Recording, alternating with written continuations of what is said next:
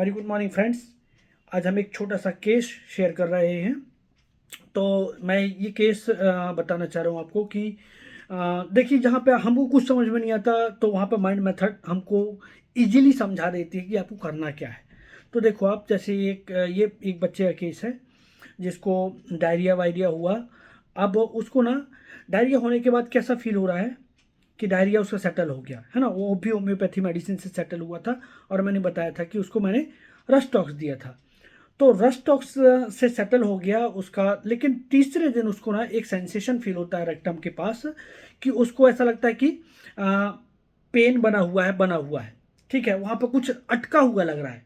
ठीक है, वो क्या बोल रहा है, कुछ अटका हुआ लग रहा है, समझ में नहीं आ रहा क्या है। ठीक है, और ऐसा क्यों हो रहा है। ठीक है, इसकी वजह से अच्छा नहीं लग रहा है। तो ये आपको क्वेश्चन पूछना है कि ये जो आपको फील हो रहा है उसकी वजह से मन कैसा हो रहा है। तो बोल रहा है पेशेंट की मन चिड़चिड़ा हो रहा है, गुस्सा आ रहा है। ठीक है, और और क्या हो रहा है, मन इसकी वजह से दुखी है ना। तो ये 3 सिम्टम जस्ट मैंने ऐसे चलते फिरते पूछ लिया। मतलब ये मेरे जो नेफ्यू का केस था, मैंने शेयर किया है रस्टॉक्स वाला। तो ऐसे ही चलते फिरते 1 मिनट भी बात नहीं हुआ, उसको मेडिसिन दिया। 3 डोज देने के बाद 10 मिनट बाद बोलता है एकदम नॉर्मल हो गया सब। तो क्यों दिया, क्या दिया, ये इंपॉर्टेंट है। तो उसने ये जो बात बोली उससे क्या पता चलता है हमको। देखो आप, एक रूब्रिक है हमारे पास, सैडनेस पेन फ्रॉम। ठीक है, सैडनेस पेन फ्रॉम, कि वो जो तकलीफ है उसकी वजह से वो दुखी हो गया, उसका मन दुखी हो गया है। ठीक है, दूसरा है डिल्यूजन हिंडार्ड, वहाँ पर कुछ अटका हुआ लग रहा है। ठीक है, अटका मतलब एक कई बार ये अटके को ना आप अटकता है, मतलब अटकता है का मतलब वो फ्लो जो है ना वो प्रॉपर नहीं हो रहा। तो पेशेंट चाहता है कि वो फ्लो बराबर हो जाए।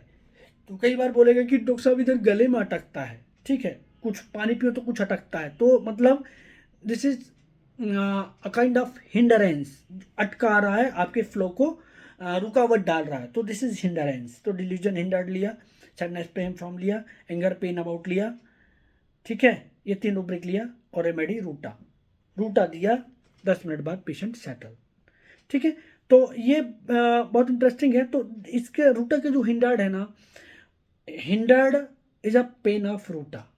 ठीक है, और ये पेन जो है ना, ये जो पेन है, ये पेन से वो सैड हो जाता है। तो इस तरीके से हिंडर्ड। अभी आप हिंडर्ड चाइना में है, तो हिंडर्ड को यदि चाइना जब हिंडर्ड होता है ना अपने किसी भी काम में, तो वो टॉर्मेंटेड फील करता है, बहुत ज़्यादा परेशान हो जाता है।